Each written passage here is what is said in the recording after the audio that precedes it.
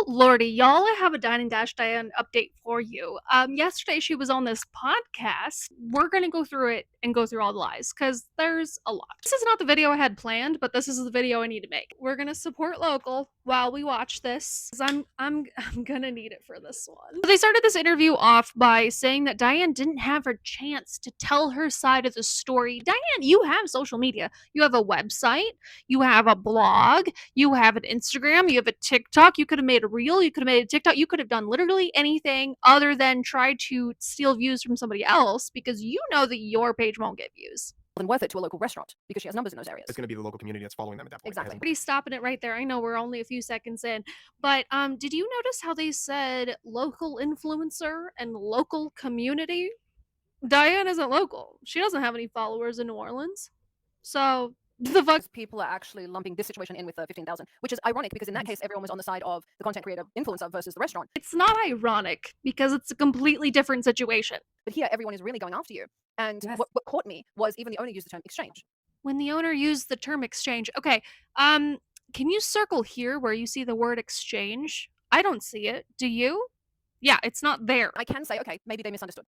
I'm going to give the owner the benefit of the doubt. They misunderstood. Not once in the single video do you give the owner the benefit of the doubt. So we have reached out to them for comment. Of course, they have not responded. Wow, it's almost like they own a business and she is also a performer, and maybe that this is not the attention that they wanted, which is why they didn't respond to you, because they're not grifters like Diane. So the text started with, I'm going to go to New Orleans. I want to do an article on New Orleans. If I can do reviews on this. Burlesque. I actually sang in 2 burlesque shows in my 20s. So I know a little bit. Oh my god, wow. Diane sang in 2 burlesque shows when she was in her 20s, which was 40 years ago. So she knows a lot about this industry. You know, funny thing, I've been to quite a few burlesque shows, and not once have I ever seen somebody singing. But I don't know. I don't know how it was, you know, back 40 years ago in the 80s. Actually went with, my guest is Jim Fraser, who's an author and editor. And he There's classic Diane name dropping, because she always does. was with me. We walked into a bookstore just to show me. And someone just bought a book, a video on it. I didn't share my videos yet because I don't want, you know, I want this Don't want to overshadow. Wow. Wow. You're in a bookstore and witness somebody buying a book. That's crazy. And you don't want to post your video about it for what? What? Pixar didn't happen, Diane. The text was, I see, maybe it's different in New York. Is there compensation? To me, that's, you know, are you paying me? Yes. So I wrote back, no, you're not paying me, just food and drinks to review. All right, let's look over this text message again and catch Diane in another lie. Are we expected to pay something? Comped food, drinks? I just don't want to set it all up and agree to something that I'm not totally clear on. No payment is necessary. So, yeah, Diane, the whole recollection you have of that exchange, even though it's in text and you can review it and is public at this point, you're still lying about it. You never said that you were expecting comped food. And in fact, they specifically said, is comped food required? You cannot get any clearer than this communication right here. Yes, it could have been unclear. I don't know how they've had the business. I know Andrew's had business before that for years. I don't know how it could be unclear to me. Yeah. Again, that Yeah. isn't unclear. But if Yeah. we give the benefit of the doubt and say, okay, let's say Okay. it was unclear. Yeah. I don't think it was, but let's say it was. Okay, so that's right. Thank you. I really don't think you guys know what give the benefit of the doubt means, because you're not doing it at all. And again, like I just said, it could not have been any clearer. You just haven't done your research. It's really easy to do the research because it's all publicly available, but it doesn't match your agenda. And there's such a thing as called an interceptive move. Interceptive move, huh?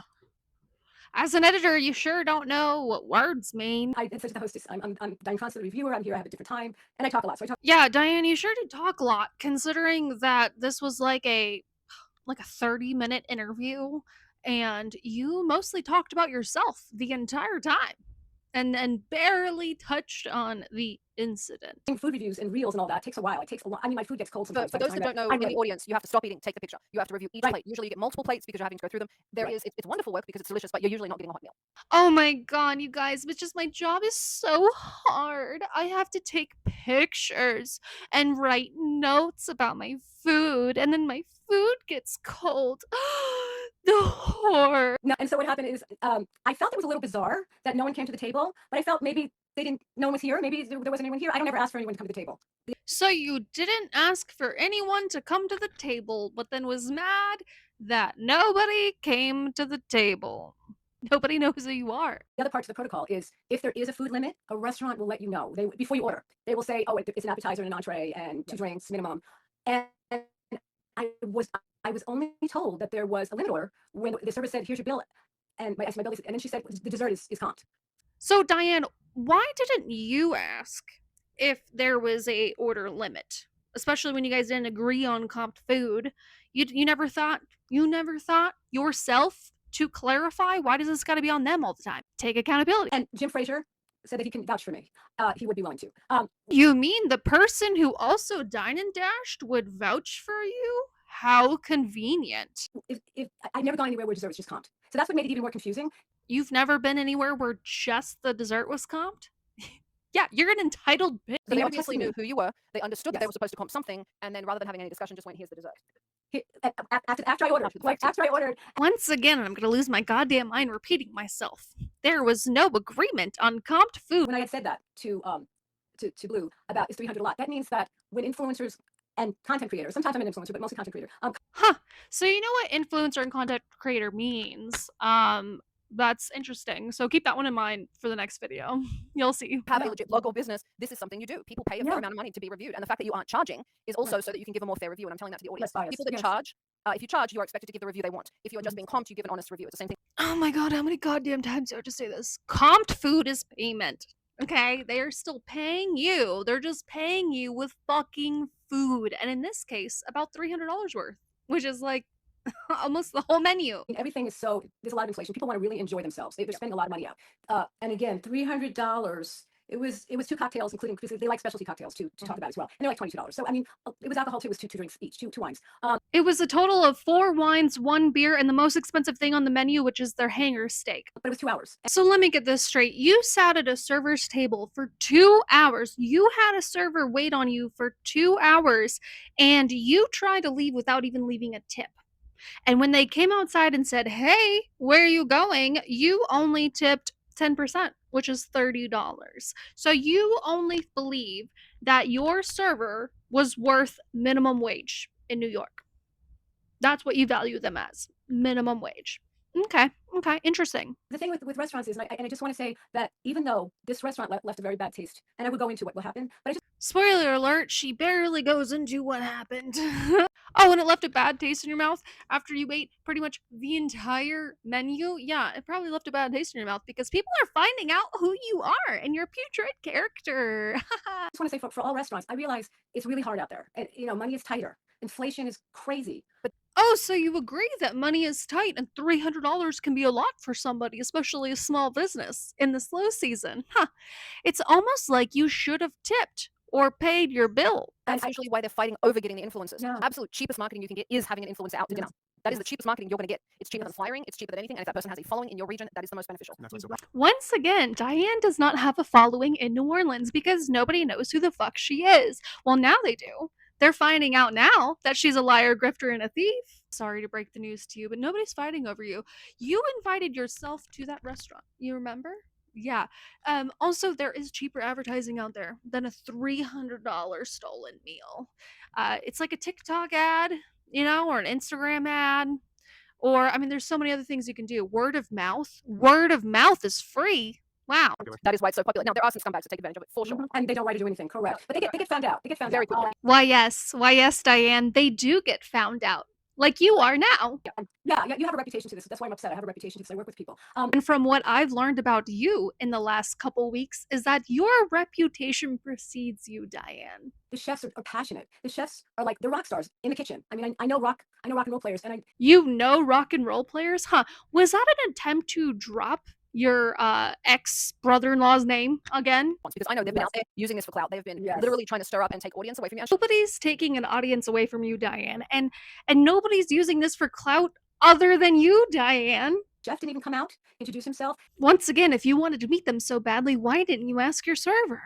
No one came over and spoke with me or anything. And he said, Blue is upstairs, dancing. I get that, but he was on the floor.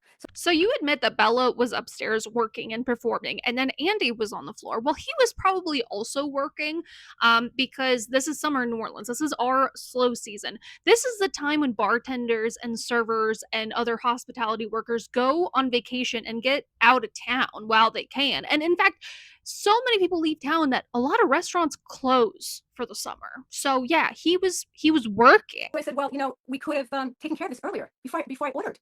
I switched to another local drink. Yes, Diane, this could have been handled before you ordered because you could have asked for clarification. And he said, whatever, just tip. And then you proceeded to walk out of the restaurant without even tipping. He had to follow you into the parking lot and said, "Hey, you didn't tip." I was yelling. I'm not going to do what he did. I'm not going to say all he did. I'm not going to do that far. I'm not doing. Oh, it's almost like you can't tell us what happened because it didn't happen. Also, in New Orleans, we have this saying that we really live by: be nice or leave. And were you being nice in that moment? No. So you leave. But it was kind of scary for us. He's an older man, and me. Diane, you cannot say that he was an older man when you are 63 years old, and I, in fact, know how old Andy is, and he's younger than you. So it was kind of, scary that people were like on us, and I couldn't really focus. And he said, "Get out," and the waitress held the door open for us. And he said, "Get out." Like I said, be nice or leave. You just admitted that you weren't going to pay your $300 bill. So, of course, they were like, here, you know what? Don't let the door hit you on the way out. Like, they were nice enough to hold the door open for you, and you're mad at them about that? I would never fly anywhere to take advantage of a restaurant. But that's exactly what you did. Outrage marketing is the new currency. I don't know if you made a deal with the owner and then this other owner had a problem with it. I don't know if what he was looking for was outrage marketing. If he did it right because he got a lot of attention for it. The only one using rage marketing here is Diane. The restaurant only came public with all of this information once Diane left a nasty review and ruined their perfect 5-star rating on Google. A lot of people are doing this now where they intentionally start this conflict with influencers for attention. Okay, let's put our little thinking caps on for a second and think about this. If that was the original plan, they would have had videos from what happened. They would have posted that immediately. And they would also be making more posts than two? I think they made 2 whole videos about this and just showing the receipts. Yeah, it doesn't really look like that was their intention. Meanwhile, Diane is dragging this out. Right, because he kept saying to me, it's summer, it's slow. So it's as if he wanted also, I think in a way he was like, order what you want. At the end, you're going to have to pay for it. Just like anybody else who goes to a restaurant ever. At the end of the show, can you tell everyone where to follow you? And So follow me, by the way, the restaurant is, a lot of people are scared to go in the restaurant after what's going on. No, they are not. In fact, the community has shown up in droves to support them, to where the other day they had a full house in the middle of summer. What is the name of it? I could not pronounce it. Gesundheit. It's the puppets. It's from the puppet, and the puppet is supposed to be a scammer. That's not what that means, actually. Pulcinella, yes, it is a puppet from a while ago. But when I was doing research on it, nowhere could I find the word scammer other than the AI overview, which was warning tourists that people dressed as the puppet are scammers, not that the character itself is a scammer. So, but what would you know about scammers, Diane? It's great. My only concern is I really hope this isn't them pushing into outrage marketing because that's what they're looking for. Every accusation is an admission because the only one rage marketing here is y'all, and especially Diane. Producing a show called The Real Influencer. Seem very interested in how it works. It's a lot of work. It's a lot of walking around. It's a lot of boots to the ground. It's a lot of work. Grifter's gonna grift, am I right? Also, can we call you out of touch, Diane? Don't worry, it's a common trait for boomers. It's Instagram at Fashions Digest, TikTok at Fashions Digest. I could have made that a lot easier by saying you could find me on TikTok and Instagram at. Also, it's ironic that you plugged your TikTok considering you've never made a single TikTok video ever.